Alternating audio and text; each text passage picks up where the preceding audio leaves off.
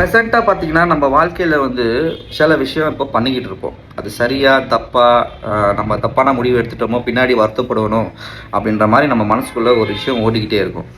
நம்மளை சொல்லி ஒன்றும் குத்தம் இல்லைங்க.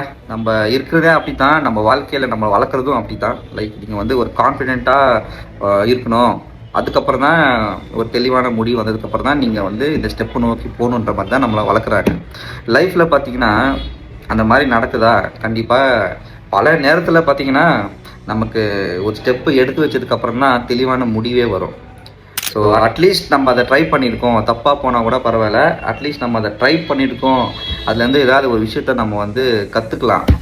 ஸோ அப்படின்ற மாதிரி தான் நான் வந்து பர்சனலாக எடுத்துப்பேன். இந்த வீடியோ பார்க்குற நீங்களும் லைக் ஒரு குழப்பத்தோடு இருந்தீங்கன்னா அது வந்து தோல்வி கிடையாதுங்க, ஒரு சக்ஸஸ்க்கான ஒரு ஸ்டெப்பு தான் நம்ம எடுத்து வச்சுருக்கோம்னு நினச்சிக்கோங்க.